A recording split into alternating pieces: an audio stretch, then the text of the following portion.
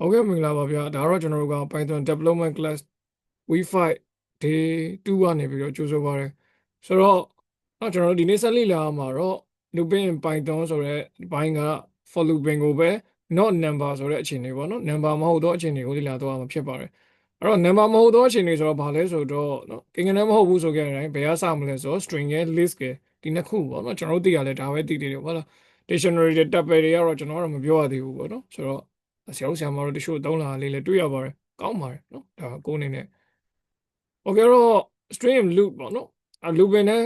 string နဲ့ပေါင်းပြီးတော့သုံးကြမယ်ပေါ့အဲ့တော့သူ့ရေးပုံရင်းလေးကဘယ်လိုပြောင်းသွားလဲဆိုတော့ for in ပေါ့နော် in ကတော့ထုံးစံအတိုင်းသူရဲ့ looping structure တိုင်းပြန်ပါတယ် for လည်းပါလာတယ်ဒါမပါလာတော့ဘာလဲဆိုတော့ ring function ပေါ့နော်ဘာဖြစ်လို့မပါတော့လဲတွေးကြည့်မယ်ဆိုတော့ ring function ဒီ number အတွက်သုံးတာဖြစ်တယ်အခု number မဟုတ်တော့ဘူးဆိုတော့မပါခဲ့ဘူးပေါ့နော်ဒီလိုမျိုးလေးမှတ်မယ်ဆိုလို့ရှိရင်လည်းဒါမှတ်လွယ်တော့ပါတယ်ဆိုတော့ for in list ပေါ့နော်အဲ့တော့ကျွန်တော်တို့က number ဆိုလို့ရှိရင်ဘယ်လိုမှတ်တင်လဲဆိုတော့ for in range ပေါ့နော်variable တော့လိုတယ်ဆိုတော့သဘောပေါက်မှာပါဆိုအဲ့ variable ကိုပဲကျွန်တော်တို့ရဲ့နော်သူရဲ့ block ထဲမှာဝင်ပြီးတော့ရေးရတာဟုတ်ဆိုတော့ for in range ပေါ့နော်ဒါအောင်မမိရင်ကိုပဲကျွန်တော်တို့ကနော် for loop ပဲဆိုတော့ Python မှာဒီလိုပတ်တာပဲဆိုပြီးတွေးလို့ရတယ်ဒီကြကတော့ argument or parameter တစ်ခုကတော့အနည်းဆုံးပါရမယ်ပေါ့နော်ဒါ for in range ဆိုတာဒီ number ချင်းနေပေါ့နော်တကယ်လို့ number မဟုတ်ခဲ့ရဲဆိုလို့ရှိရင်ဘာလဲဆိုတော့ for in ပေါ့နော်ဟာလေကိုက string ဆိုလို့ရှိရင် for in string တကယ်လို့ကိုက list ဆိုလို့ရှိရင် for in list ပေါ့နော်တခါတည်းပဲရေးလိုက်ပါတော့မယ်လား structure မှတ်လို့ရအောင် for in string or list ပေါ့နော်ဒီနေရာမှာကျတော့ string ဖြစ်နေတယ်ဆိုတော့ for in string ဆိုပြီးဖြစ်သွားတယ်အဲ့ဒီနေရာမှာ string ဆိုတဲ့အတိုင်းပဲကျွန်တော်တို့ကဒီမှာစကားလုံးလေးပေါ့နော်ရေးထားတယ် BNA banana ဒါကိုကြိုတင်ကြီးညာထားတာမရှိတဲ့အတွက်ကြောင့်မလို့ဒီလိုရေးရတာတကယ်လို့ကြိုတင်ကြီးညာထားတာရှိတယ်ဆိုရင်ရောကြိုတင်ကြီးညာထားတာရှိတယ်ဆိုလို့ရှိရင်တော့ကျွန်တော်တို့ကဥပမာ A တဲကိုဟုတ်လားနော် banana ဆိုပြီးထည့်ထားတယ် BANANA ပေါ့နော် A တဲကို banana ဆိုတဲ့ string ထည့်ထားတယ်ဒါဆိုလို့ရှိရင်တော့ကျွန်တော်တို့ကဘယ်လိုရေးလို့ရလဲဆိုတော့ for in I ပေါ့ပြထားတာ for I in A ပေါ့နော်ဒီလိုရေးခွင့်ရှိတယ်ဒါမျက်စိလဲတဲ့အကြောင်းမရှိပါဘူးဟုတ်လားသူ့ကိုကြိုတင်ကြီးညာထားပြီးသုံးတဲ့အနေနဲ့သုံးလဲဒါဒီပါလဲ string ကိုပဲ loop ပတ်လိုက်တာပဲတကယ်လို့ကြိုတင်မကြီးညာထားဘူးတန်းရေးမယ်ဆိုလို့ရှိရင်လည်းအခုလိုမျိုးတန်းရေးလို့ရတယ်သဘောတရားအရတော့တန်းရေးမယ်ဆိုလို့ရှိရင် programming မှာမကြိုတင်ကြိုပြီးတော့ကြီးညာထားတာမဟုတ်တဲ့ကြောင့်မလို့ single quote or double quote လို့လိမ့်မယ်ကြိုတင်ကြီးညာထားတဲ့ variable တစ်ခုဆိုရင်တော့ကြိုတင်ကြီးညာထားတဲ့အလျောက်မလိုဘဲနဲ့အသုံးပြုလို့ရမှာဖြစ်ပါတယ်မိကလူတွေမကြားလို့ပါတယ်โอเคမိကလူတွေမကြားတာမဟုတ်မိရတယ်ကျွန်တော်ကိုဖွင့်မရသေးတယ်ဆိုတော့ကျွန်တော်တို့ကနော်ဟလာ string ကိုဆက်သွားရအောင်ပေါ့နော် string ကို loop နဲ့ပတ်သက်တယ်ဆိုလို့ရှိရင်ရေးရမှာဒီfor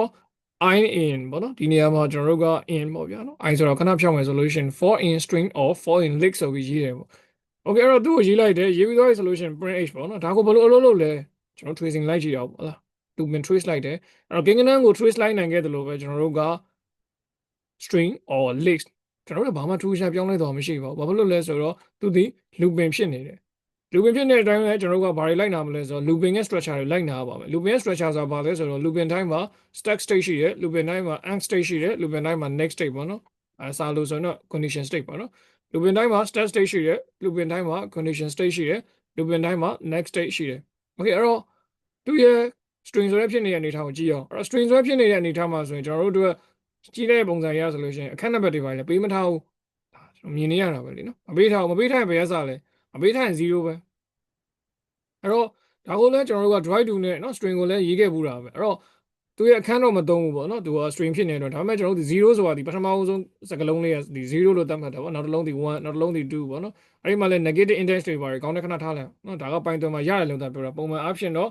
အပေါင်းတန်ဖို့နဲ့ပဲရေးပါတယ်ဆိုတော့ unstick ကမပေးထားဘူး unstick ကမပေးထားဘူးဆိုလို့ရှိရင်ကျွန်တော်ကဘာလဲဆိုတော့ lax ပါတယ်နောက်ဆုံးခန်းတည်သွားပါတယ်เนาะ unstick ကမပေးထားရင် lax ပေါ့เนาะဒီမှာတော့ true ကြကြပေါ့เนาะဘယ်လိုထူးခြားရလဲဆိုတော့ number list တော့ unstick မပါလို့မရဘူးเนาะ number ရဲ့ range function ကိုသုံးရင် parameter တစ်ခုတော့ပါကိုပါတယ်တချို့ကျွန်တော်เนาะဟလာမြင်လိုက်ပါတယ်ကျွန်တော်ဒါပေမဲ့မဖြေလိုက်တာပေါ့เนาะ range ကို0လို့ရှိရင်မရဘူးလားဆိုတော့ရေးကြည့်လိုက်ပေါ့ဗျာเนาะတချို့ຢာတွေကမေးနေရတဲ့လားเนาะကိုယ့်ဟာသာကိုတွေးကြည့်လိုက်ပေါ့เนาะဘာဖြေထွက်မှာလဲဆိုတော့ပြန်စဉ်းစားကြည့်ပေါ့တချို့နောက်တစ်ခုမေးရရှိပါတယ်အဲ့ဒါဘာလဲဆိုတော့ကျွန်တော်တို့ကနော်2ကောမှာ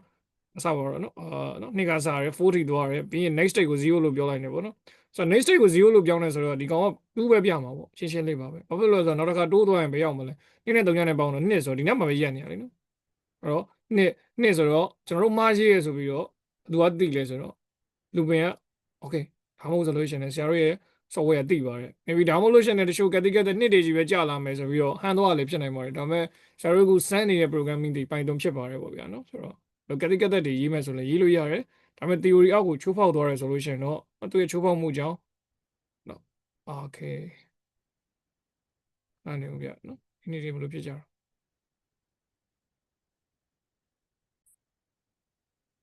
အဲ့တော့ okay ကျွန်တော်တို့ကနော် string ကို trace လိုက်ကြည့်အောင်နော် string ကို trace လိုက်မယ်ဆိုလို့ရှိရင် start state ကဘယ်ကစလဲဆို0ကစတယ် end state ကမပေးထားဘူးဆိုလို့ရှိရင် lex နောက်ဆုံးခန်းထိသွားမယ်ပြီးရင် next state ကမပေးထားဘူးဆိုတော့ plus 1မယ်ဒါသူ့ရဲ့ structure ရနော်ကျွန်တော်တို့ looping ရဲ့သဘောတရားကိုနားလည်ပြီးတော့ start state end state next state ကိုရှာလိုက်တယ်ရှာလိုက်တော့ဆိုသူ့ကိုရေးကြည့်မယ်ပထမဆုံး looping ရဲ့ first time ပထမဆုံးအချိန်စ run တဲ့အချိန်မှာသူဒီဘယ်ကစလဲသူ့ရဲ့ start state ဒီဘယ်ကိုရောက်နေလဲဆိုတော့ကျွန်တော်တို့ h ပေါ့ဗျာနော် sorry start state လို့မရေးတော့ဗျာတခါတည်းမှန်အောင်ရေးလိုက်သူရဲ့ h ထဲမှာဘယ်လောက်ရောက်ဘာရောက်နေလဲဆိုတော့ h ထဲကိုကျွန်တော်တို့ဘယ်တန်ဖို့ရောက်နေလဲဆိုတော့ b ဆိုတဲ့စကားလုံးလေးရောက်နေပါတယ် b ပါ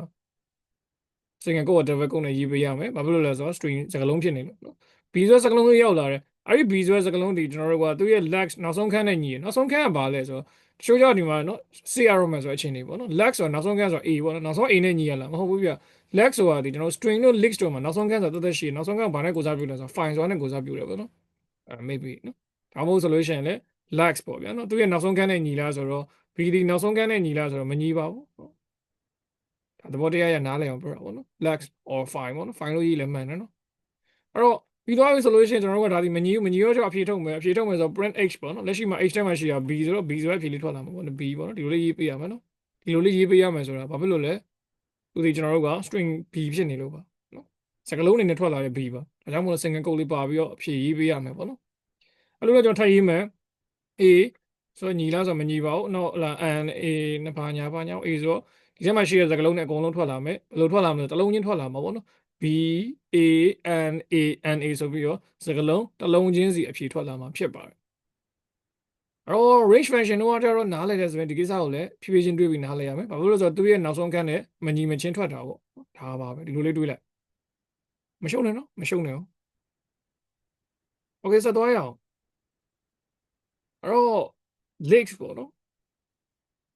list ကိုလည်းကျွန်တော်တို့က loop မှာအသုံးပြုလို့ရတယ်တဲ့ fruit ဆိုတဲ့ list လေးတစ်ခုရှိတယ်အဲ့ list ထဲမှာဘာထည့်ထားလဲဆိုတော့ apple ရယ် banana ရယ် cherry ဆိုပြီးကျွန်တော်တို့ကထည့်ထားတယ်အဲ့ဒီအရာကိုလည်း loop ပတ်လိုက်မယ်ဆိုတော့ for asian fruits ပေါ့နော်အဲ့တော့စောစောကကျတော့ string ကိုနော်ဒီနေရာမှာရေးထားတယ်အခုလည်းဒီမှာ list ကိုဒီနေရာမှာတိုက်ပြီးဓာတ်ရိုက်ရေးလို့မရဘူးဓာတ်ရိုက်ရေးလို့ရတယ်ဒါပေမဲ့ဓာတ်ရိုက်ရေးမယ်ဆိုရင်တော့ဘာပြဿနာရှိမလဲဆိုတော့ကျွန်တော်တို့နေတဲ့၄တောင်ခွင်းတွေပါလာမှာပေါ့ဒါရှင်းရှင်းလေးပဲနော်အရင်ကြီး message လဲမသွားနဲ့ကိုကကြိုတင်ကြီးညာထားတော့ fruits တွေကိုရောက်လို့ fruits နဲ့ရေးတာ fruits နဲ့မရောက်ဘူးဆိုလို့ရှိရင် for asian ၄တောင်ခွင်း apple,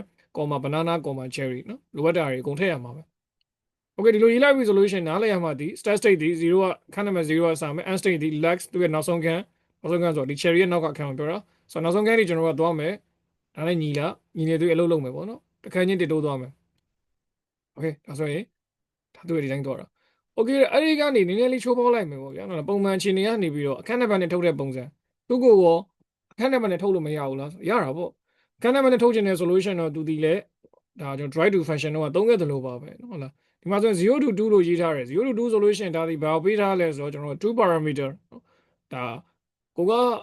ရှေ့က drive to function မှန်မမိတော့ဘူးဆိုရင်တော့မနေ့ကပြောခဲ့တဲ့လောလောလတ်လတ်ပြောခဲ့တဲ့ range function လို့ပါပဲ parameter ဘယ်နှခုပါနေလဲ parameter နှစ်ခုပါတယ်2 parameter 2 parameter မဆိုလို့ရှိရင်ရှေ့ဆုံးကဘာဖြစ်မလဲ start state ကိုပေးထားတာပဲ start state ကအခန်းနံပါတ်0ကစတဲ့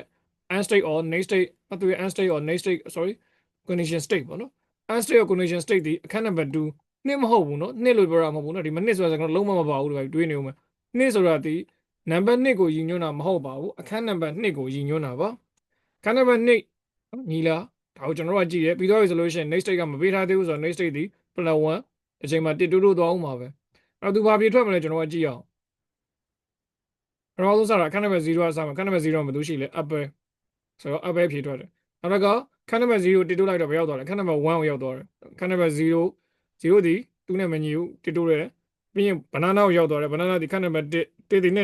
မညီဘူးဆိုတော့ဘာထွက်မလဲ banana ထွက်တယ်နောက်တော့တစ်တိုးလိုက်တော့နှစ်ဒီ cherry ခန်းနံပါတ်2ခန်းနံပါတ်2ဒီခန်းနံပါတ်2နဲ့ညီတော့ cherry ထွက်အောင်မလားဒါအောင်မထွက်တော့ဘူးထင်လား okay အဲ့တော့ for Asian fruit 0 try to do or 0 to 2ဆိုလို့ရှိရင်အဖြေဘာထွက်လာမယ်ထင်လဲပြင်းတော့ရ ဘာဖြစ်ထွက်မလဲ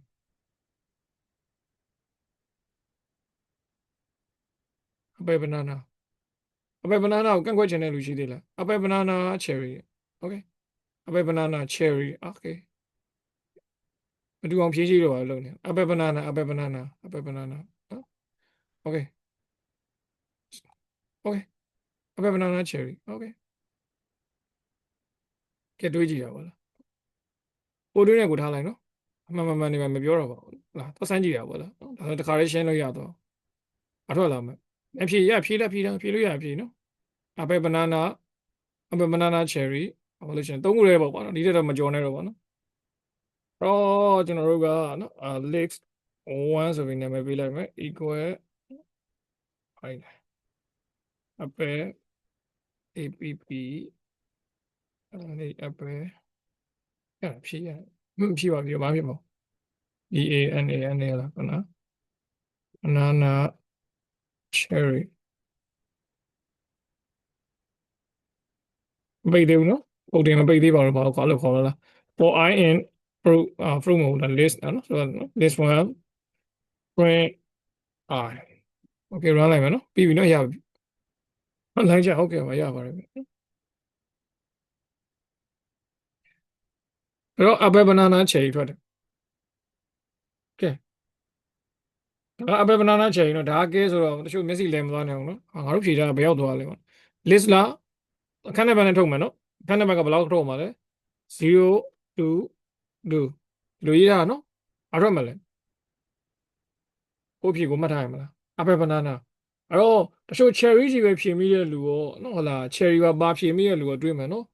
အရင်ကြီးမျက်စိလဲမသွားနဲ့နော်စောစောကကြတော့ lag ဆိုတဲ့အခန်းကြတော့နောက်ဆုံးခန်းထိယူလိုက်တယ်အဲ့ဒါကဘာလဲဆိုတော့ end state မပါနေလို့နော်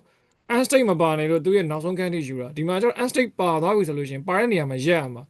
ကျွန်တော်တို့က rate function တော့ကြတော့နော်သူရဲ့အခန်းနဲ့ညီသွားပြီဆိုရင်ရက်ရမှာဆိုတော့နားလည်ရင်ဒီနေရာမှာလည်းဒါကိုနားလည်တင်တယ်ဆိုတော့ programming ဆိုတော့ဟိုနေရာမှာတစ်မျိုးဒီနေရာမှာတစ်မျိုးမရှိပါဘူးเนาะကျွန်တော် trace လိုက်ပြလိုက်ပါတယ်ဟုတ်လားပထမဆုံး start state ဒီပဲရစလဲ0 end state ဒီဗာလဲ2လို့ရေးထားရင်2ပဲအဲ့ဒီခန်းနံပါတ်2နဲ့ညီရက်သွားမှာဆိုတော့ခန်းနံပါတ်0ဗာထွက်ခဲ့လဲ apple ထွက်တယ်ပေါ့เนาะသူရဲ့ခန်းနံပါတ်0ဒီတိကနားလည်အောင်ပါပဲနောက်တော့တစ်တိုးလိုက်တယ်ဆိုတော့ next state မပေးထားတော့ plus 1เนาะ plus 1ဆိုတော့တစ်တိုးလိုက်တယ်တစ်ကိုရောက်သွားတယ် banana ထွက်အောင်ပါပဲ2နဲ့မှမညီတာဟုတ်ဘာကတစ်တိုးတယ်ဘယ်ရောက်သွားလဲ2 cherry ခန်းနံပါတ်2အခန်းနံပါတ်2ဒီအဲ့ရမယ်2နဲ့ညီသွားပြီညီသွားပြီဆိုတော့ ਨੇ ဒီလူပင်ဒီဘာလို့မလဲရက်တယ်ရက်တာဒီ string မလို့ရက်တယ် list မလို့ရက်တယ်မဟုတ်ဘူးလူပင်တိုင်းဒီသူရဲ့ end state တနည်းအားဖြင့် condition state ဆက်မှန်သွားပြီဆိုတော့ ਨੇ ရက်တယ်အဲဒါမှမလို့ကျွန်တော်တို့ကအဲ့ဒီအချိန်တွေမှာဒီ print အလုပ်ဒီအလုပ်မလုပ်တော့ဘဲနဲ့ရက်သွားတာဖြစ်တဲ့ကြောင့်တကယ်ထွက်လာမယ့် result ဒီ apple နဲ့ cherry ပါရမယ်နော် okay အဲ့တော့ကိုယ်တိုင်အဖြေမှန်လေးတွေကိုယ့်ဘာသာကိုစိတ်ထဲမှာထားပြီးပြင်မယ်နော်မှားနေသေးရဆိုရင်ဖြည်းဖြည်းချင်းပြန်တွေးမယ်ဟလား okay အဲ့တော့ကျွန်တော်ထပ်ပြီးတော့ဒီမှာရှောက်ရေးလိုက်မယ်ဗျာနော် I လေ့ကျင့်ကြည့်ရဟုတ်လားနော် B ဘာရုံမသိဘူးထားရပါတော့နော် okay J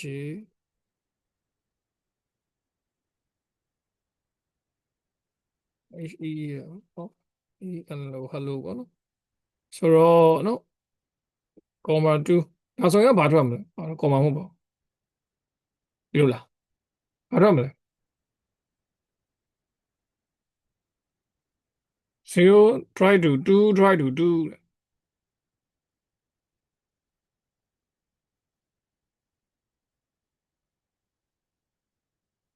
apple apple မြင်အောင်မလားအဲ့လိုနဲ့တိုင်မအောင်မလား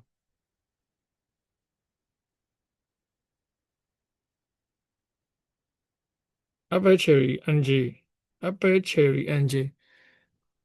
apple cherry NG ရောနည်းနည်းစဉ်းစားမယ်နော်နည်းနည်းပြန်စဉ်းစားကြည့်မယ်နော် end state ကိုကြော်သွားလို့မရဘူးလေနော် apple cherry okay okay apple cherry NG okay apple cherry NG လေးရှိသေးတယ် cherry okay cherry okay အနေနဲ့များသွား cherry okay တော့မလုပ်နဲ့လေသူရဲ့ statistic ကခန်းနံပါတ်0အစမှာလေနော်ဒါ0အစမှာဆို0ခန်းနံပါတ်0 apple ကတော့ပါတယ်ဒါတော့မမတင်ဘူးနော်ဒါတော့မမနဲ့တော့အဆက်သွားလိုက်ပါတွေးရဆိုရင်ကျွန်တော်တို့က0 and state ကပါတယ်ခန်းနံပါတ်2ရောက်အံ့မှာလေနော်ခန်းနံပါတ်2ဆို0နောက်တစ်ချိန်2တိုးလိုက်တော့0ကို2ပေါင်းတော့3ညကို2ပေါင်းတော့ဘယ်ရောက်မလဲ2ရောက်တော့မယ်2ဆိုတော့2ဒီခန်းနံပါတ်ဘာနဲ့ညီမလဲ2နဲ့ညီသွားပြီလေဟုတ်တယ်မလားနော်ဖြည်းဖြည်းတွေးပါချို့တိပြီးတော့ဖြေနေရတော့မဖြစ်စေနဲ့ဗောနော်တိပြီးမှားဖြေရတော့မကောင်းပါဟုတ်လားချို့မှားပြီးလိုက်ပြီးတော့နော်ရှေ့ကလူတွေပြောလိုက်ရောင်မတန်တရားဖြစ်သွားအောင် ယုံမှားတန်တရားလားယောင်မှားတော့မဟုတ်ဘူးနော်အဘပဲထွက်မှာလေဟုတ်တယ်နော် end state လေသူရဲ့ end state က2နဲ့ရက်ရမယ့်အချိန်ဒီမှာသူက2တိုးလိုက်တာဆိုချက်ချင်းရက်သွားတာပေါ့ဒါပါပဲနော်အရင်ကြီးမတွေးနဲ့နော်အရင်ကြီးမျက်စိလဲလောက်အောင်တွေးမပြစ်နဲ့နော်အဲ့လိုပဲပြောရမှာပေါ့နော်မျက်စိလဲလောက်အောင်ဒီလိုမတွေးပြစ်နဲ့အဲ့ဒါတော့ကျွန်တော်လည်းဘာမှပြောပြလို့မရဘူးကိုယ်စိတ်ကိုရတော့ဖြည်းဖြည်းချင်းပေါ့ပါတွေးမျက်စိလဲလောက်အောင်မတွေးလိုက်နဲ့ programming ကလွယ်တယ်ဒါပေမဲ့သွားပြီးတော့မရှုပ်နဲ့ဘာဖြစ်မရှုံနေဆိုတာတခြားအရာတွေမပါလာနဲ့ဒီနေရာမှာဒီလိုလုပ်တယ်လေစောစောကကြဟိုလိုလုပ်လိုက်တာမဟုတ်ဘူးလားဆိုစောစောကလည်းဟိုလိုမလုပ်ပါဘူးကိုမမြင်လိုက်တာတော့ကိုယ်စိတ်ထဲမရှင်းလိုက်တာတော့ဖြစ်မဲ့တင်တခါတည်းမေးပါအစာမေးစေချင်တယ်ဆိုအဲ့ဒါကိုပြောတာဘယ်ချိန်တော့ကမှနော်သူရဲ့ end state ကိုညီ end state ထက်ကြီးလို့လည်းမရဘူး end state နဲ့ညီရင်ကိုပဲအလုံးမလုံးတော့ပါဘူး greater than or equal ဆိုရင်ရက်သွားပါပြီနော်ဒါ looping ရဲ့သဘောတရားအရာသူရဲ့ end state ဆိုတဲ့အခြေအနေထက်ကြီးလို့လည်းမရဘူးညီလို့လည်းမရပါဘူးဒါဆိုရင်တေချာပေါက်ရက်ပြီအဲ့ဒါလုံးဝမပေါ့အဲ့ချိန်ကလုံးဝမပေါ့ပြီးရင်အမြဲမမားတင်တဲ့ချက်ကတော့သူ့ရဲ့ stat state ပါ stat state လို့ရေးထားတဲ့ကောင်ကဆက်စာချင်းထွက်ကိုထွက်ပါတယ်ထွက်တယ်နော်သူကစတာဟုတ်သူကစတာဆိုထွက်တယ်မထွက်တဲ့အချိန်ကြီးရှိတာတော့ဗာလဲဆိုတော့သူရဲ့နော်အံ့အမဲအချိန်ကြီးမရှိတာမျိုးပါမျိုးဆိုတော့မထွက်ဘူးပေါ့ကွာဒါတော့အနေနဲ့ဥပမာပေးခဲ့တယ်နော်နေ့ကနေစပြီးတော့ဟလာကျွန်တော်တို့ကနော်နောက်မှာတစ်တိုးထားတယ်ပြီးတော့တစ်မှရက်ရမယ်ဆိုတာမျိုးဆိုရင်ဒါမှားကြီးရတော့တိသွားပြီးတော့သူကအလုံးမလုံးတာပေါ့နော်ဒါတော့အဲ့ဒါမတက်ဘူးနော်ဖြည်းဖြည်းချင်းပြန်တွေ့နော်အရင်ကြီးမတွေ့နဲ့အဲ့လားမတွေ့ဘဲလည်းမနေနဲ့ပေါ့နော်ဆရာကြီးပြောသလိုပြောရမှာโอเคနောက်တစ်ခုကကျွန်တော်တို့က looping မှာပဲ break statement ပေါ့နော် break statement ဆိုတဲ့အရာကိုဒီနေ့ထပ်ပြီးတော့လေ့လာတော့ရမယ်looping and break ပေါ့နော် okay looping and break ဆိုတာဘာကြီးလဲပေါ့နော် looping ထဲမှာ break ထည့်သွင်းခြင်းပေါ့နော် okay အဲ့တော့ break statement ဆိုတာရက်တန့်ခြင်းမှာရက်လို့သည့်နေရာတွေအပြည့်သက်ခြင်းနော်ထုံးစံအတိုင်းပြောရရင်မသိသေးပါဘူးဒီတိုင်းရေးုံနဲ့လည်းမသိပါဘူးဒါပေမဲ့သိသွားတဲ့အချိန်ကျလို့ရှင်ဟုတ်သားပဲဆိုပြီးဖြစ်သွားမှာပေါ့နော်ဒီလိုပါပဲလားအဲ့တော့ fruit ဆိုတဲ့ list လေးတစ်ခုရှိတယ်ထုံးစံအတိုင်းပဲ apple banana cherry ဆိုပြီးထည့်ထားတယ် for Asian fruits for looping ပတ်လိုက်တဲ့ fruits ဘာမှထွေထွေမပြောထားဘူးဆိုတော့ခန်းနံပါတ်0ကစမယ် lex နောက်ဆုံးခန်းထိသွားမယ်တခါမှ1တိုးသွားမယ်အလွယ်ပြောမယ်ဆိုလို့ရှိရင် apple banana cherry 3ခုလုံးအလုပ်လုပ်မှာပေါ့နော် print h တဲ့နော်အဖြေထွက်ပြီပေါ့ဘာမပြီးသေးဘူးဗျနော်ကျွန်တော်ပုံမှန်ဆိုလို့ရှိရင်ဟလာနော် for looping ထဲမှာတစ်ကြောင်းနဲ့ပဲတွေ့ခဲ့တယ်အနေပဲအခုကျရင် for looping နောက်တစ်စာရီထပ်ရေးလာတယ်if floor တော့မှပဲတစ်ကြောင်းနဲ့ရေးရတာတော့ဥပမာပေးတာဟုတ်ဒါပေမဲ့လက်တွေ့ဘဝမှာ if floor ထဲမှာကျွန်တော်တို့တစ်ကြောင်းနဲ့ရေးလို့လားအများကြီးရေးခဲ့ကြတာပဲနော်လက်ကျင်ကန်တွေလောက်တဲ့လူတွေဆိုရင်တချို့ team တွေဆိုလို့ရှိရင်နော်ထောင်ချီအောင်သွားရတာ5 6ထောင်ဖြစ်သွားလားဆိုတော့နော်ဒါကတော့ဥပမာပေးရတာတော့လွယ်တာပေးတာပေါ့ကွာနော်ကိုယ်တိုင်ရေးရင်တော့ဆက်ဆက်ပြီးတွေးလို့ရမယ်ထင်တယ်အဲ့တော့လူပင်မှာလည်းလူပင်ထဲမှာလူပင်မှန်နေတဲ့၍နော်တစ်ချိန်မှာဘာလုပ်ကိုလုပ်ရမလဲနော်နောက်တစ်ချိန်ကျရင်ဘာလုပ်ကိုလုပ်ရမလဲဆိုတော့တောက်လျှောက်သုံးလို့ရတယ်အခုကလည်းဆရာတို့ရေးခဲ့တဲ့ project တွေအကုန်လုံးလည်းလူပင်နဲ့သွားပြီးတော့10ချိန်လုပ်စေချင်တယ်15ချိန်လုပ်စေချင်တယ်ဆိုရင်အခုစပြီးရေးလို့ရပြီဆရာတို့ဒီဘာနဲ့သုံးမလဲအချိန်အတွက်ပါတဲ့ number list နဲ့ sorry number loop နဲ့ရေးလို့ရတယ်ကွာအချိန်အတွက်ဘယ်နှချိန်လုပ်စေချင်တာလဲဒါမျိုးမှန်းပြီးရေးတာပေါ့နော် okay ထားလိုက်ပါတော့သူရေးတာကိုကြည့်မယ်ဆိုလို့ရှိရင် if h equal banana ဆိုတော့ h နဲ့ banana နဲ့ h ထဲမှာ banana ဖြစ်ခဲ့ရင်ပေါ့နော်အဲ့ h ထဲကတန်ဖို့ဒီ banana ဖြစ်သွားတဲ့အချိန်ဒီမှာတဲ့ဒါအဲ့ဒီပဲဆက်ရသေးတယ်ဘာလို့စေချင်တာလဲဒီ if block ကိုကြည့်အောင် if block က break ပါတယ်နော် if က block လို့ပြောတယ်နော်ဒါ if ကိုရေးပြီးသားပဲကွာဒီ break ကတော့ if နဲ့တခါတည်းမှာလာရေးလို့မရအောင်ရေးရင်ဘာဖြစ်မလဲအဲ့ဒါတက်မှာပေါ့နော် if အောက်မှာသူရဲ့ block သူ if မှန်အလုံးလုံးအောင်အပိုင်းပါအောင်မယ်နော်ပြောလို့ရပြီထင်တယ်နော်ဒီနေရာလောက်ရောက်လာပြီဆိုတော့လားif h equal banana ဆိုရင် break မယ်နော် break function ထည့်ထားတယ်ပေါ့နော်ဒီမှာ break function လို့ပြောပြီးသူကခွန်းစားခွန်ပိတ်မပါဘူးဒါတော့ထူးခြားချက်ပေါ့နော်ပုံမှန်ဆိုလို့ရှိရင်တော့ break ဆိုရင်ခွန်းစားခွန်ပိတ်ပါမှာပေါ့နော်ဒီမှာတော့မလိုပါဘူး Python မှာတော့နော်ချာ programming မှာလည်းမလိုပါဘူး semi comma လေးပါတာလွဲလို့ပေါ့နော်အဲ့ output ပေါ့နော် result ကဘာထွက်လာမလဲဆိုတော့ result ကဘာထွက်လာမလဲဆိုတော့ကျွန်တော်ကကြည့်ရအောင်နော် trace လိုက်ကြည့်ရအောင်ပေါ့နော်အဲ့တော့ trace လိုက်တဲ့ဆိုလည်းအသေးစိတ်မရှိတော့ဘူးသူကအခန်းထဲမှာဘယ်လောက်ကစမလဲ0ကစမယ်0ဆို apple apple ဆိုတော့ print h ကိုရောက်တဲ့အချိန်မှာ apple ဆိုပြီးဖြေထုတ်လိုက်မယ် apple ဆိုပြီးဖြေထုတ်တယ်နော်ဒါရှင်းပါတယ်နောက်ဆို apple ဒီနောက်ဆုံးကန်းဆိုတဲ့ file ထဲမှာမညီတော့ပြီးရင်ကျွန်တော်တို့ကနောက်ထပ်တစ်တိုးမယ်ဘယ်သူကပြောလဲဘယ်သူမှမပြောလို့တစ်တိုးတာခန်းထဲမှာ0တစ်တိုးလိုက်တော့ဘယ်ရောက်သွားလဲခန်းထဲမှာ1ရောက်တဲ့ခါမှာ banana အဲ့တော့ sorry နော်ဆက်ပြောအောင်နော် apple ဒီ if ဒီအောင်ဆင်းအောင်မယ်နော် h equal ဆိုတော့ဒီဘက်က apple ဒီ banana နဲ့မညီပါဘူးမညီတော့ဒီအလုပ်ကိုလုပ်ဆရာမလိုတော့အပေါ်ဆက်တဲ့အလုပ်ပဲဆက်သွားအပေါ်တက်လာတဲ့အခါမှာခန်းထဲမှာ1 banana ကိုရောက်တဲ့အခါမှာ banana ဒီနောက်ဆုံးခန်းနဲ့မညီဘူးမညီတော့ဒီ line နံပါတ်ကိုဆင်းလာတယ်ဒါကိုနံပါတ်1လို့တက်လိုက်မယ်ဒါကို2ပေါ့ဗျာဒါကို2နော်ဒါကို3ဒါကို4လို့ထားပါတော့ line 4ချောင်းပဲရှိရပါတယ်အဲ့တော့ line နံပါတ်2ကိုရောက်တဲ့အခါမှာ print x ဆိုတော့အခုလက်ရှိမှာ h ထဲမှာရှိတဲ့ဒီ banana ဆိုတာအဖြေပါထွက်မလဲ banana b a n a n a banana ထွက်လာမယ် ပြီးသွားတဲ့အခါမှာ line number 3ရောက်တယ်3ရောက်တဲ့အခါမှာ h တန်ဖို့ဒီ banana ဖြစ်နေတယ် banana ဒီ banana နဲ့ညီပါတယ်ညီသွားတော့ဘာလုပ်မလဲသူ့ရဲ့ block ထဲကိုရောက်လာတယ် block ထဲရောက်တော့ break ဒီဘာလုပ်လဲဆိုတော့တွေ့ရနဲ့ချက်ချင်းရက်တော့ပါတယ်ရက်တယ်ဆိုတော့ဘာလို့ရက်တာလဲဆိုတော့အဲ့ဒီ looping တစ်ခုလုံးကိုရက်ပလိုက်တာရက်တန်ခြင်းရက်တာတော့ရိုးရက်တာမဟုတ်ဘူးရက်လို့ဒီနေရာအပိသက်ခြင်းအပိသက်ရက်တာအဲ့ဒီ looping မှာနောက်ထပ်ဘယ်နှကြိမ်ပဲကြံကြံသူ့နောက်မှာဒီမှာဆိုရင် cherry တွေပါဆက်လုပ်လို့အောင်မယ်အဲ့ဒါသူစိတ်ဝင်စားတော့ break ဆိုတဲ့သဘောတရားကို looping ထဲမှာတွေးလိုက်ပြီနော် break ဆိုတော့အလုပ်လုပ်ရမယ်ဆိုတာနဲ့ဒီပိုင်းနဲ့တည်း looping ဒီစိတ်ဝင်စားချက်ချင်းပိတ်ဘာနဲ့တူလဲဆိုအိမ်ကကျွန်တော်တို့ stand fan ပန်ကာကြီးတွေမှာတိုင်မာပေးထားတယ်ပြောလဲမီးပြတ်သွားတယ်ပိတ်သွားမှာပဲရုပ်တရက်ပိတ်လိုက်ခြင်းခံတော့ break နဲ့တွေးသွားတာပဲနော် break function နဲ့တွေးသွားတာဒါမှမဟုတ်ဆိုလို့ရှိရင်လည်းလူကလာပြီးတော့ခလုတ်ကိုပိတ်လိုက်တယ်ဒါလည်းပိတ်သွားတာပဲဒါဒီဘာလဲဆိုတော့ break state ပေါ့နော်လက်တွေ့လုပ်ငန်းခွင်တွေမှာလည်းရှိတာပဲဟုတ်လားကျွန်တော်တို့ကလူတွေကိုစစ်ဆေးတယ်လူရောက်100တွေကနေ data တွေကိုရှာလိုက်ပါလို့ပြောတယ်ဒါပေမဲ့ရှာကျင်တဲ့ data တွေ့သွားတာတော့လည်းကောင်းထပ်မရှာကျင်တော့တော့လည်းကောင်းပိတ်လိုက်တော့ကွာမရှာမနေနဲ့တော့ဆိုပြီးတော့ break ဆိုတဲ့အဆင့်တခုရှိတယ်ဒါကအချိန်တွေထဲမှာ software တစ်ခုဖန်တီးရမယ်ဆိုရင်စဉ်းစားသင့်တဲ့ချက်ပေါ့နော်အလုပ်လုပ်နေရလဲရှိတော့အဲ့အလုပ်လုပ်တာကိုချက်ချင်းရပ်ဖို့လိုလာတဲ့ဆိုတဲ့အချိန်တွေလည်းရှိတာပဲလေနော်အဲ့တော့ဒါက break ပေါ့ဗျာနော် break နဲ့ပတ်သက်ပြီးတော့ထပ်ပြောတာပါ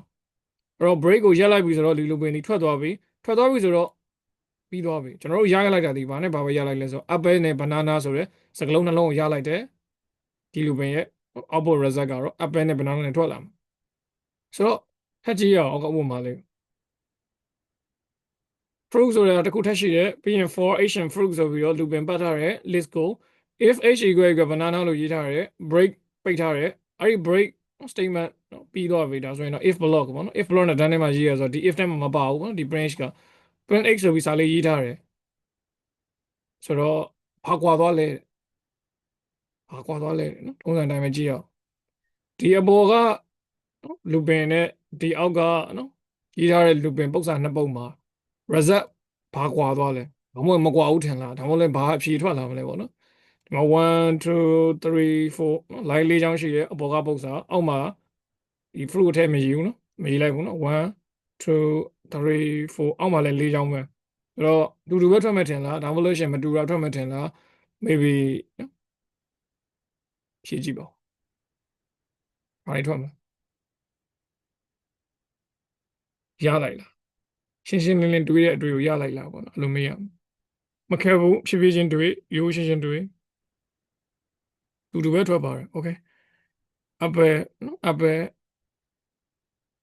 ဒုတိယလူမှာ apple တခုပဲထွက်မယ် okay မတူတာထွက်ပါမယ် okay apple မတူပါဘူး apple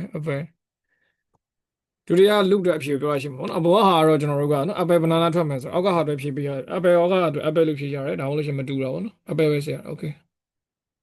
တခြားတွေးမြင်ရှိရလို့ရှိဦးမလား same နော်တူတယ်တော့ okay apple cherry okay တခြားဆိုတော့နော်ကဲဟုတ်ပါပြီကဲနော်ဆိုတော့နော်ကျွန်တော်ဖြေပါထွက်မလဲပေါ့နော်ကဲဘာထွက်မလဲဆိုတော့ကျွန်တော် trace လိုက်ကြည့်အောင် trace လိုက်တာယုံအောင်ပါမလားတော့ဘာလို့ပါလားယုံအောင်ပါတယ်ဘာလို့ပေါ့နော်ယုံအောင်လိုက်ပေါ့နော်ယုံအောင်လိုက်ရင်ယုံပါမလာ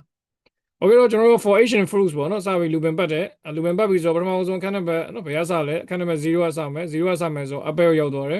အဲ့တော့ apple ဒီသူ့ရဲ့နော်နောက်ဆုံးခန်းနဲ့မညီဘူးဆိုတော့ looping ကအလုပ်လုပ်တယ်အတွင်းထဲကိုဝင်လာတယ် line number 2ကိုရောက်တယ်2ကျတော့ h equal က banana ဆိုတော့ h လက်ရှိမှာပါလဲ apple ဆိုတော့ banana နဲ့မညီပါဘူးမညီတော့ဒီ break function ဒီအလုပ်မလုပ်ပါဘူးမလုပ်တော့ line number 4ကိုရောက်သွားတယ် line number 4ရောက်တော့ print x ဆိုတော့အဲ့ချိန်မှာအဖြေထုတ်ပေးလိုက်တယ်ဗာလဲ apple ဆိုတော့စာလေးထွက်သွားတယ်ဒီထိကအားလုံ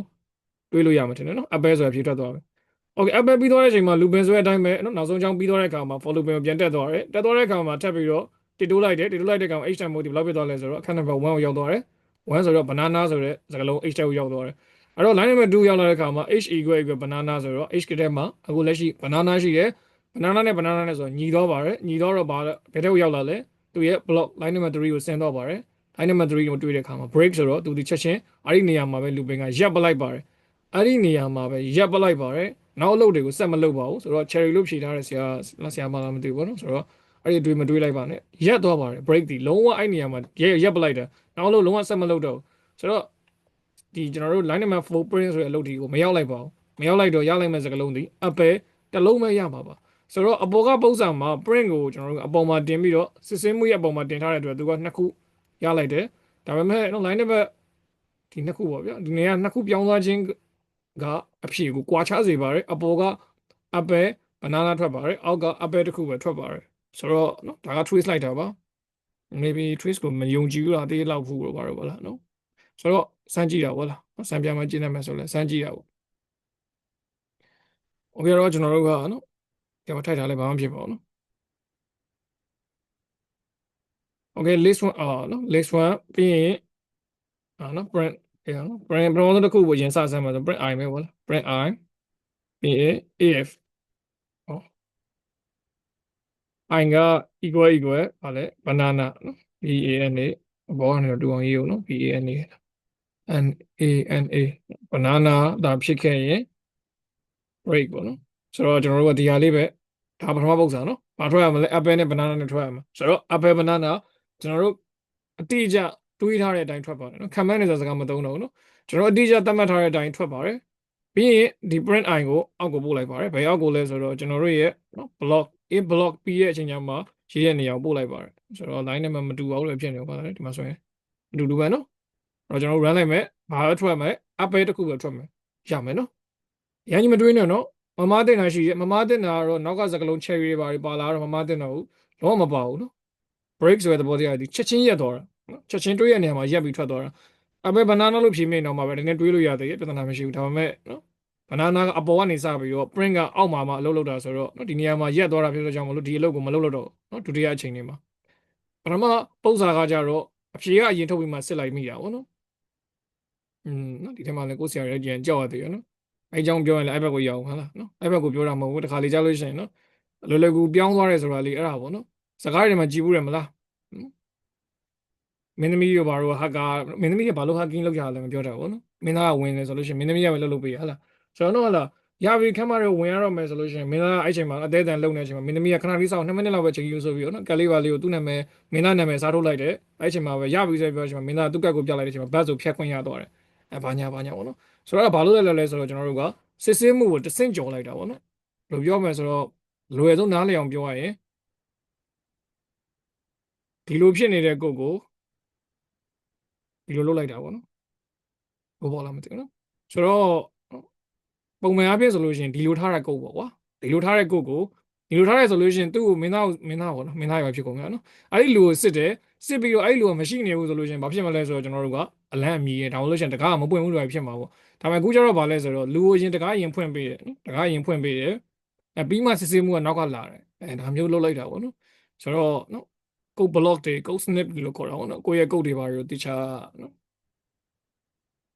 ်ကင်တွေဖြည့်ရှင်းရတယ်ဒါကြောင့်မလို့တစ်ခါလေးမှာသုံးတဲ့အခါမှာနော် block တွေကိုထပ်ခါထပ်ဆင့်သုံးတာတစ်ဆင့်နဲ့မြင်အောင်မသုံးဘူးပေါ့နော်ဒါနောက်ပိုင်းကျသိတော့ပါလိမ့်ဆိုတော့အဲ့လိုအရာတွေရှိပါတယ်တေချာတွေးပါဒီတွေးပါအများကြီးမဟုတ်ဘူးနော်အဲ့ဒါလေးဝင်ပြင်တာပဲအဲ့ဒါကိုတချို့နော်အဲကြောင့်မလို့ဇာတ်ကားတွေမှာကြည့်လို့ရှိရင်9မိနစ်10မိနစ်လောက်ပဲကြာတယ်တော့ဘာလို့ပေါ့ကွာနော်ဆိုတော့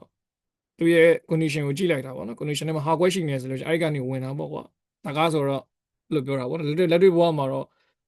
့တော်တော်ရှားတာပေါ့ကွာနော်ဇာတ်ကားတော့ဇာတ်ကားလိုပဲသဘောထားလိုက်ပေါ့နော်အဲ့လောက်မြင်နေလေနော်တကဘာလုံးတော့နော်တကဘာလုံးလည်းနော်စိတ်ကောင်းမှမထင်ဘူးလို့ပါလားဆိုတော့နောက်တစ်ခုကကျတော့ continuous statement ပေါ့နော် continuous statement ဆိုတာကတဲ့ကြော်သွားစီလို့ဒီအခါမှာသုံးတယ်တဲ့ထုံးစံတိုင်းပဲနားလည်ဖို့မကြိုးစားနဲ့ဟုတ်သူ့ထားလိုက်အောင်ဒီလည်းဘာမှမပြောရသေးဘူးလေနော်ဘာမှမပြောရသေးဘူးဆိုတော့နားမလင်းနဲ့ continuous statement ဘယ်လိုလုပ်မလဲကြည့်အောင်ဆိုတော့ for h and fruits okay လူပင်ပတ်ထားတယ် if h equal banana okay banana နဲ့ညီလားဆက်ထားတယ် continue လို့ရေးလိုက်တယ်အဲ့တော့ continue ဆိုတော့သူ့ကိုတွေ့ရင်ကြော်သွားပြီးကျန်တဲ့ကောင်ဆက်လုပ်တယ်မြန်မာလိုရေးထားတာပဲဒါကြောင့်နည်းနည်းရှင်းသွားပြီထင်ပါတယ်နော်သူ့ကိုတွေ့ရင်ကြော်သွားတယ်ဆိုတော့ဒီအချင်းတွေမှန်နေတယ်ဆိုရင်ဒီအချင်းတွေမှန်နေလို့ continue လိုက်ပြီဆိုလို့ရှိရင် continue ကိုမြင်တာနဲ့ကျွန်တော်တို့ရဲ့လူပင်ဒီအဲ့ဒီအချင်းတွေမှာရက်သွားတယ်အောက်ကိုဆက်မသွားတော့အဲ့ဒီအချင်းတွေလေးမှာပဲရက်သွားတာနော်အဲ့ဒီအချင်းတွေမှာရက်သွားဒါပေမဲ့ကျန်တဲ့အလုပ်ကိုဆက်လုပ်တယ်နော်ကျန်တဲ့ကောင်ဆက်လုပ်တယ်နော်ဘာလဲဘလို့ကြီးလဲလို့တွေးသေးရမလားရတယ်ဆက်သွားမယ်နော်အဲ့တော့ဒီမှာ print x ဆိုရေးထားတယ်အဲ့တော့ဒီပု္ပ္ပစာကိုကျွန်တော်တို့က trace လိုက်မယ်ပေါ့နော်လူပင်ရင် trace လိုက်တာမပြင်းနဲ့နော်ဆရာတို့ကနော်အဲ့တော့ချန်ပီယံစစ်မယ်ပထမဆုံးကျွန်တော်ခန်းနံပါတ်ဘယ်ရောက်ဆောင်မယ်ခန်းနံပါတ်0ဆိုတော့ပထမဆုံးစသချင်းချင်းဒီမှာ apple ဆိုတာရောက်လာတယ် h တန်မို့ဒီ apple ဒီ banana နဲ့ညီလားမညီပါဘူးမညီတော့စဉ်းစားမနေနဲ့ condition ကိုမလုပ်ဘူးတန်းပြီးတော့ price ကိုလုပ်မယ်လုပ်တော့ပါလဲ apple ဆိုပြီးသူကဆိုလွတ်ကျွတ် apple ဆိုပြီးထွက်လာတယ်ပြီးရင်ဗာလဲလူပင်ဒီနောက်တစ်ခါအပေါ်ပြန်တက်တဲ့အခါမှာဘယ်ရောက်သွားလဲခန်းနံပါတ်1ဒီ banana ဒီဝင်လာ banana နဲ့ဘာဖြစ်လဲညီတယ်ညီတော့အတွင်းထဲကိုရောက်သွားတယ်အတွင်းထဲရောက်သွား continue ဆိုတာဒီပါလဲခဏရက်တယ်သူ့ကိုတွေ့ရင်ကြော်သွားတယ်ဆိုတော့ အဲ့ဒီအချိန်တွေကိုကြော်လိုက်တယ်ဆိုတော့ဒီ page ကိုအလုံးမလုပ်တော့ဘူးဒီအချိန်ကိုခဏရပ်ပလိုက်တယ်ရပ်ပလိုက်တဲ့ဆိုတော့ break လို့မရပ်တာလားအဲ့လိုမဟုတ် break ဆိုရင်ချက်ချင်းရပ်တာသူက break လို့မရပ်တာမဟုတ်ဘူး continue ဆိုတော့ကြော်သွားတယ်ဆိုတာဒီပထမသူ့ကိုအလုံးလုံးနေတဲ့အချိန်ဒီတစ်ဆင့်ကိုပဲကြော်လိုက်တာဒီဆင့်ကိုပဲကြော်သွားဆိုတော့လူပင်ကနောက်တစ်ချိန်အပေါ်ပြန်တက်သေးတယ်တက်တော့ H10 ကဘယ်လောက်ရောက်သွားလဲဆိုတော့2ကိုရောက်သွားတယ် cherry ဒီအချိန်မှာဒီ break ကြော်သွားတာဖြစ်တော့ကြောင့်မလို့banana ကတော့မပါလာတော့ဘူးနော်မပါလာတော့ဘူးဘာဖြစ်လို့အဲ့လိုဖြစ်တာလဲအထီတော့မတွေးနဲ့ဖြည်းဖြည်းချင်းပြန်တွေးနော်ဖြည်းဖြည်းချင်းပြန်တွေးလို့ပြောပြတာနော်သူရဲ့ function ကိုအဲ့လိုလုပ်တာအဲ့တော့နားနဲ့ sorry နံပါတ်1နော် cherry နဲ့ရောက်သွားတယ်အခါနံပါတ်2 cherry h တန်ဖို့ cherry ဆိုတာနဲ့ banana နဲ့မညီတော့ဒါကိုလုံးမလုပ်ဘူးလုံးမလုပ်ဘဲနဲ့ branch ကိုဆင်းသွားတယ် branch ကိုဆင်းသွားတော့ branch ကလက်ရှိတာ cherry ဆိုတော့အဖြေဒီဘာထွက်လာမလဲ cherry c h e r r y cherry ပေါ့ဗျာဒါပါပဲဆိုတော့ continue ဆိုတော့ဒီသူ့ကိုထားခဲ့ပြီးလုပ်တာဟုတ်ကဲ့ဒါလည်းဥပမာနဲ့တွေးကြည့်အောင်အဲ့ brave fashion ကတော့ဟုတ်ပါပြီနော်စောစောအချိန်တစ်ခုကိုစစ်ဆေးလိုက်တယ်အဲ့ဒီအချိန်တစ်ခုကိုချက်ချင်းရုတ်တရက်ရက်ချင်တဲ့အနေအထားမျိုးတွေမှာဒါစက်တွေမှာလည်းသုံးလို့ရတယ် software တွေမှာလည်းသုံးတယ်ချက်ချင်းရက်ချင်တဲ့အချိန်တွေမှာ break statement ကိုသုံးလိုက်တယ် okay ဒါပေမဲ့ continue အောင်သုံးမှမလားပေါ့နော်ဆိုတော့စောစောလိုမျိုးစစ်ဆေးမှုတစ်ခုကိုကြည့်လိုက်ရအောင်အဲ့စစ်ဆေးမှုတစ်ခုထဲမှာကျွန်တော်ကလားနော်လူရောက်100ရှိတယ်ဒါပေမဲ့လူရောက်100ထဲမှာကျွန်တော်ကဘယ်သူ့ကိုပဲတည်ချင်တာလဲဆိုတော့လားနော်မောင်မောင်ပဲတည်ချင်တာမောင်မောင်ရှာစေချင်တာပေါ့နော်မောင်မောင်ရှာစေချင်တဲ့ဆိုတဲ့အချိန်တွေမှာမောင်မောင်တွေ့ရင်မလုပ်ရင်မလဲရက်သွားရင်ရပြီဒါကမောင်မောင်တွေ့ရင်ကျွန်တော်တို့ကရက်တယ်ဆိုတဲ့အချိန်တွေနဲ့ break statement နဲ့ဆက်လိုက်တယ်โอเคဒါလည်းလုံးဖြစ်တာတစ်ဖက်ကပြန်ကြည့်မယ်ဆိုလို့ချင်းညာတချို့အချိန်တွေမှာတော့ကျွန်တော်ကမောင်မောင်ကိုမစစ်စေချင်တာ pass ပေးမှာနော်မောင်မောင်ကိုမစစ်တော့မောင်မောင်ကကျွန်တော်စိတ်ချရတယ်ယုံကြည်ရတယ်အဲ့ဒီကောင်ဒီတခါပစ္စည်းပြောက်တဲ့အချိန်မှာသူ့ကိုမစမ်းစားနဲ့ကျန်တဲ့လူတွေစစ်ဆိုတော့ဘာဖြစ်လဲဆိုတော့ပို့ပြီးတော့လွယ်သွားတာပေါ့နော်ကျွန်တော်ယုံကြည်ရတဲ့လူတွေကိုမစစ်နဲ့ဒီလိုအချိန်တွေမှာလည်းတုံးတယ်နောက်တစ်ခုကတော့ရှိုးအချိန်တွေမှာနော်ဒီအချိန်တွေကိုထည့်သွင်းစဉ်းစားကြမလိုဘူးမင်းဒီဟာကိုစဉ်းစားနေတော့ရတယ်တခြားပိုရေးကြီးရတယ်လေစစ်လိုက်တော့ဆိုတဲ့အနေအထားမျိုးတွေမှာတုံးကျင်တဲ့အခါမှာလည်း continue ကိုတုံးပါတယ်ဆိုတော့ break statement ကို continue statement ကိုကပြီးပြီးရောထည့်ထားတဲ့အရာတွေမဟုတ်ပါဘူးတကယ်လိုအပ်လို့ programming မှာထည့်ထားတဲ့အရာတွေပါဆိုတော့ဒါကိုဘယ်နေရာမှာသုံးမလဲတော့ကိုယ့်ဘာသာကိုတွေးပြီးတော့စဉ်းစားပါတကယ်သုံးတဲ့နေရာတွေပါကျွန်တော်ကတော့ဥပမာပေးတတ်တဲ့လောက်ပဲပေးရတာဆိုတော့နော်ကိုယ့်ဘာသာကိုဆက်ပြီးတွေးလိုက်ပါစမ်းပြစရာမလိုထင်ပါတယ်နော်ယုံကြည်ရမလားတော့ပါတော့ဗောနော်အပယ်နဲ့ cherry ထွက်လာပါလိမ့်မယ်ဟလားယုံတယ်မလားโอเคနောက်တစ်ခုကကျတော့ကျွန်တော်တို့ကနော် looping and python ပေါ့နော်အဲ့တော့ looping and python မှာမပြီးဆုံးနိုင်တဲ့ looping တို့ပါတော့လား accent for loop ပေါ့နော်ဒီကိစ္စလေးကတော့နည်းနည်းလေးသတိထားပြီးတော့ကြည့်စေချင်တယ်ပေါ့နော်ဘာဖြစ်လို့လဲဆိုတော့မသုံးတဲ့အရာမလို့ပါမသုံးတာကြီးဘာလို့ကြည့်ရမှာလဲတော့ပါပေါ့နော်ပုံမှန်လူတွေကတော့ဒါကြီးကိုမစမ်းစားနေနဲ့ကျွန်တော်တို့မေ့လိုက်နော်ဒါပေမဲ့တချို့ဟလာနော် Python program မျိုးထဲထဲဝင်လေ့လာပြီးတော့ဆောင်းမတွေပါဖြေမယ်ဆိုလို့ရှိရင် Python မှာလို့ကတိကတ်ပုံစံလေးတွေအစားရှိသေးတယ်တခြားဘယ် programming မှာမှမရှိဘူးအဲ့ဒါကဘာလဲဆိုတော့ accent for loop ပေါ့နော် for loop မှာ accent နဲ့တွဲသုံးတာပေါ့နော်ပုံမှန်တိုင်းဆိုလို့ရှိရင်ဒီ act ဆိုတဲ့ keyword ဒီဘာနဲ့ရေးရလဲဆိုတော့ condition if နဲ့တွဲရေးရတာဘယ် programming မဆို programming 68%တော့ programming ဒီ act တစ်ခုတည်းကိုသုံးလို့မရအောင်ဘယ် programming မှာမရအောင် ask ကိုသုံးချင်အပေါ်မှာ if ဆိုတာပါရတယ်ဒါမှ ask ကိုရေးလို့ရတယ်ဒါပေမဲ့အခုပြောတဲ့ accent for loop တနည်းအားဖြင့် Python ရဲ့ for loop မှာပဲရတယ်နော်အဲ့တော့ Python ရဲ့ for loop မှာကျွန်တော်တို့က if မလိုဘဲနဲ့ ask ကိုရေးပြီးတော့သုံးတဲ့နည်းရပါတယ်အသုံးဝင်လာမေးရင်အသုံးတော့မဝင်ဘူးဒါပေမဲ့လည်းရေးပုံရင်းနည်းတစ်ခုအနေနဲ့တင်တဲ့ဆိုတော့လေ့လာရတာဟောပဲလွယ်ပြောရင်တော့မအားအောင်ပါပဲဒါရှိတယ်ပေါ့ကွာဒါလိုပါပဲအများပြောရင်သိအောင်ပေါ့နော်ဆိုတော့ဘယ်လိုရေးထားလဲဆိုတော့ကျွန်တော်တို့ကတန်းကြည့်လိုက်အောင်ဗျာနော် for h and rank 6ဆိုရေးထားတယ် rank 6ဆိုရောက်တော့ဘာကြီးလဲဒီပိုင်းမတွေးနဲ့ဘူးနော် number လို့ပြန်ရောက်သွားတယ် rank 6ဆိုတော့0ကနေ5ထိထွက်မှာပေါ့တန်းအောင်ဖြေပြောလို့ရတယ် print x ဆိုတော့ဟုတ်လားကျွန်တော်တို့က0 1 2 3 4 5ဆိုဖြေထွက်မယ်ပြီးအောက်မှာ x လို့ရေးထားတယ် x ကတော့ x အတိုင်းပဲရေးလိုက်တယ်ပြီးတော့ s ရေးထားပြီးမှ print finally finish ဆိုပြီးရေးလိုက်တယ်ဒီမှာ x လို့ရေးထားပေမဲ့ဒီ for ထဲမှာကောအပြင်မှာကောဝကျနာကနော်ဒီ program ရဲ့ဘယ်နေရာမှာမှ if ဆိုတဲ့စကားလုံးမပါဘူး if ဆိုတဲ့စကားလုံးမပါဘဲ x ကိုတွဲသုံးထားသည်ဒီ x ဒီဘယ်သူနဲ့တွဲလို့သွားလဲဆိုတော့ဒီ for နဲ့တွဲလို့သွားတာ for x လို့ဖြစ်သွားတာပေါ့နော် for loop နဲ့ design ထဲမှာရေးထားတယ် for x ဆိုပြီးရေးလိုက်တယ်သူကဘာကိုလုပ်ပေးရလဲဆိုတော့ဒီ for loop ပြီးလို့ဒီစာကြောင်းကိုရေးကြပါဆိုအတိတ်ပဲဖြစ်သွားတာရှုပ်လားအဲ့လိုပဲနော် Python ဆိုတာအဲ့လိုရမျိုးပဲနော်တွက်သူထားလိုက်ရင်ဒီတိုင်းပဲအဲ့တော့တွက်သူထားလိုက်ရင်ဒီတိုင်းပဲဆိုတော့ဥပမာ for h and rank 6 print h လို့ရေးလိုက်တယ်အဲ့ဒီနော်ဒီ for loop ပြီးတဲ့အချိန်ကျမှ print ဆိုပြီးတော့ finally finish ဆိုရေးလိုက်လေဒီအပေါ်က x နဲ့အတူတူပဲလုပ်တာပဲဒါပေမဲ့ဘာလို့အဲ့လိုဖြစ်ရလဲပေါ့နော်ဘာလို့အဲ့လိုဖြစ်ရလဲဆိုတော့ this is a Python ပါဒီလိုမျိုးရေးပုံရေးနည်းလေးလည်းရှိတယ်ပေါ့နော်သူက sharp programming ထက် X ကိုသုံးလို့ရတယ်ပေါ့နော်ဒါပေမဲ့ theory ကကြည့်မယ်ဆိုလို့ရှိရင်တော့ X ပါလာတာဖြစ်တဲ့ကြောင့်မလို့ဒါဒီ looping ရဲ့အဆုံးသတ်ကိုချက်ချင်းရောက်တယ်ဆိုတာမျိုးတော့ပြောလို့ရတယ်ဒါပေမဲ့ runtime အရင်ကြီးတော့ကွာမှာမဟုတ်ဘူးဟိုအတိအကျပြောမယ်ဆိုလို့ရှိရင်ဒီ S ပါလာတာတော့နော်စာအုပ်ထဲမှာတော့ကျွန်တော်ကြောင်းတော့မတင်လိုက်ဘူးဆိုတော့ကျွန်တော်မပြောတတ်ဘူးနော်အပြင်မှာရှာကြည့်ရတဲ့လောက်ကတော့ပုံမြန်တယ်လို့တော့ပြောတာပဲဆိုတော့နော်ဒါကြီးကဘယ်ဟာနဲ့တိုင်းတာပြီးပုံမြန်တယ်လဲတော့ပြောဖို့ကျွန်တော်လည်းမတိုင်းဘူးတော့မပြောတတ်ဘူးဒါပေမဲ့တချို့သုံးလာတဲ့မေကွန်လေးတစ်ခုရှိရနော်ကျွန်တော် if ကိုနှစ်ခါရေးတဲ့နေရာမှာ if လို့မရေးဘဲနဲ့ if as if လို့ရေးတာတော့အဲ့ဒါတော့သိတာ runtime ကနော်တော်တော်သိတာတယ်အဲ့ဒီစားကိုကျွန်တော်ပြောမယ်ဆိုလို့ရှိရင်လည်းဒီနော်ထပ်ပြောတာပေါ့ပုံစံရေးရဲ့အချိန်ညာ run တဲ့အချိန်ညာလို့ရှိရင်ကျွန်တော်တို့နော်ပုံမှန်အဖြစ်တော့မသိတာဘူးနော်ကျွန်တော်ပြောချင်တဲ့တေကိုတစ်ခါရှင်းခဲ့ပါမယ်ရှို့နော်ဒီမှာ if နောက်တစ်ခါထပ်ပြီးတော့စစ်တဲ့အခါမှာ if လို့ရေးလိုက်တယ်အဲ့ဒီနေရာမှာတကယ်နော် elif လို့ရေးရတဲ့ if လို့နှစ်ခါရေးရတယ်ဘာကွာလဲပြောလို့ရှိရင် programming ရဲ့ structure က if ဆိုပြီးရေးလိုက်တဲ့အခါမှာနောက်တစ်ခုကို elif လို့မရေးဘဲ if လို့ရေးထားပြီဆိုလို့ရှိရင်သူ့အနေနဲ့သိတာဒီဘာလဲဆိုတော့နောက်တစ်ခုစစ်တဲ့ if ကိုတွေးလိုက်တဲ့ဒီပိုင်းနဲ့ထဲမှာဒီ if ဒီ POP ရလားဆိုပြီးတော့ဇဝေဇဝါဖြစ်ပါတယ်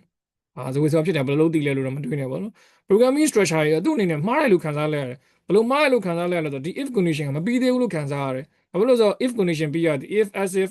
ဒီလိုမျိုးပါဆိုတော့ဒါစစ်တာပြီးတော့ပြီ maybe x ဆိုလို့ရှိရင်တော့ဒါသူပြီးပြီဆိုယူဆလိုက်တာပေါ့နော်ဆိုတော့ if တွေ as if တွေ as တွေမပါဘူးဆိုလို့ရှိရင် if ပြီးတော့နောက်ထပ် if တစ်ခုကိုဆိုလို့ရှိရင် condition နှစ်ခုက level 2မှာစစ်ထားတယ်ဆိုလို့ရှိရင်သူ့အနေနဲ့ဘယ်လိုတွေးရလဲဆိုတော့တစ်ခုခုကြံခဲ့တယ်လို့တွေးပြီးတော့ line number 4 if line number 5 break line number 6မှာ if လို့ရေးလို့ရှိရင်ဒီ if ကိုမြင်ရတဲ့ divine နဲ့ program အပေါ်ပြန်တက်သွားပါတယ်ဒါနှစ်ချောင်းနဲ့ရှိလို့ဒီနော် line number 4ပဲပြန်ရောက်တာတကယ်လို့ဒီနေရာမှာ15ချောင်းလောက်ရှိရင်15ချောင်းလောက်အပေါ်ပြန်တက်သွားတယ်အဲ့ဒါကိုဘာလို့ခေါ်လဲဆိုတော့ runtime transition ခေါ်တယ်ဒီသူစစ်နေတဲ့ဂျာထဲမှာသူရဲ့ line ကိုကြည့်လာတဲ့အခါမှာသူတချို့နေရာတွေမြန်ကြော်မိသွားလားဆိုပြီးတော့ programming ကတွေးသွားတာအဲ့ဒါတော့တိတိကျကျကြားတယ်ဆရာတို့ရေးထားတဲ့ကုတ်များရင်များလာတယ်လို့မျိုးပို့ကြတယ်maybe နော်အကြောင်းတရား200 1000 2000လောက်ရေးုံနဲ့တော့လည်းမြင်ရမှာတော့မဟုတ်ဘူးပေါ့ကွာနော်ထားပါတော့နော်ဒီကိစ္စကိုလည်းတစ်ခါရှင်းခဲ့တစ်ခါပြောပြီးသားပေါ့โอเคအဲ့တော့ကျွန်တော်တို့အခုပြောချင်တာဒီဘာလဲဆိုတော့ asif နဲ့တွဲသုံးတဲ့ပုံစံအဲ့တော့ asif နဲ့တွဲသုံးမယ်ဆိုတော့ဒီမှာ for elc x ဆိုပြီးရေးလိုက်တယ် x print အဲ့ဒါနော် finish နော် fini xhed finish ဆိုရေးလိုက်တယ်အဲ့မထွေလို့မဟုတ်ဘူးနော်ပြီးရင်ကျွန်တော်က run လိုက်မယ် okay အဲ့တော့ကျွန်တော်တို့ရဲ့ဖြေကမ run ရတယ်ဗျဟုတ်ဆို apple banana ဖြေထွက်တယ် okay မနေပြီလားဟိုbreak ကနော် break နဲ့ရက်ပြီးတော့အေး break နဲ့သွားရေးမှာတော့ရက်ပြီးအဲ့ဒါတော့မရောက်လည်းဘူးရောက်မှန်တယ်ဟိုခဏဖြတ်လိုက်ဆိုတော့ကျွန်တော်တို့ကနော်IJKA ပေါ့ကွာမှန်နော်ဒီမှာကျွန်တော်တို့ရဲ့နော် string ထဲမှာရှိသမျှစကားလုံးနဲ့အကုန်ထွက်လာတယ်ပြီးတော့ finish ဆိုပြီးစကားလုံးထွက်လာတယ်မျက်စိလည်မသွားနဲ့ဘူးနော်ကျွန်တော်တို့ရဲ့ loop ပဲစောစော break ဆိုရက်လိုက်တော့ဆိုဒီကိုမရောက်တော့ s ကိုကျွန်တော်တို့ကရေးလိုက်တယ်ဒီမှာဘာနဲ့ရက်သွားလဲဆိုတော့သူပြီးသွားတဲ့အချိန်တွေမှာဒီ loop ပဲအကုန်လုံးလုံးတယ်2 3နှစ်ချိန်သွားတယ်သူအပေါ်အောက်ဒီပတ်တယ်ပတ်ပြီးဆိုတော့ line number 4s ကို if မလိုပဲနဲ့အလုပ်လုပ်သွားလို့ဒါ print ဆိုတဲ့ဟာရောအလုပ်လုပ်တာအလွယ်ကြည့်မယ်ဆိုလို့ရှိရင်တော့ဒီမှာ error မတက်နေဘူးဗျ error တက်မယ်ဆိုရင်ပုံမှန်ဆိုသဘောပေါက်မှာပေါ့နော် s တွေပဲရေးလို့ရှိရင်အနီရောင်တွေဝါအောင်တွေပေါ်လာမှာပေါ့နော်ဒီမှာဘာမှမပေါ်ဘူး for နဲ့ s ကိုတွဲပြီးသုံးခွင့်ပေးလိုက်တယ်ပေါ့နော် Python မှာအဲ့တော့ s မပါဘဲနဲ့ရေးရောမရဘူးလားဆရာတို့တွေးတယ်လို့မျိုးပဲရတာပဲဒီတိုင်းရေးလေဒီပဲထွက်တာပဲပေါ်လူပင်ပြီးတဲ့အချိန်မှာ print ပေါ့နော် solution နဲ့ဒီအပေါ်ကဒီဖြေနဲ့ဒီအပေါ်ကဖြေနဲ့အတူတူပါပဲဒါပေမဲ့ Python မှာ for နဲ့ x နဲ့တွဲသုံးတဲ့အသုံးလုံးကိုလက်ခံတယ်ပေါ့ဒီလိုလေးပဲခဏမှတ်ထားပဲမစိရှုပ်လားပြန်ရှုပ်ရင်ဆရာတို့တော့မဟုတ်ဘူးဆရာတို့သိမှမှတ်တယ်လို့ပြောတာနော်ဒါပေမဲ့ကိုကနော် Python ကိုသူများလိုမျိုးနော်သူများလာအားချောင်းတယ်ပေါ့နော် Python မှာ main for နဲ့ s နဲ့တွဲသုံးလို့ရတာဘိတ်ဘာလားပြော for နဲ့ s နဲ့ဘယ်လိုလုပ်ရမှာလဲပဲတွားလို့မနေနဲ့ရတယ်နော်ရလာပြီဒါလည်း3.8နောက်ပိုင်းမှာရတာပေါ့နော်အတိအကျပြောမယ်ဆိုတော့နော်ရင်တော့မရဘူးနော် version 2တွေပိုင်းမှာမရဘူး okay တော့ကျွန်တော်တို့ကဆက်သွားရအောင် while loop ပေါ့နော်ဆက်မသွားတော့ဘူးပေါ့နော် while loop ရတော့မထင်ဘူးနော်နံပါတ်ရရင်ဒါတော့နံပါတ်ကျမှသွားတော့ပေါ့နော်နံပါတ်1ကျမှတယ်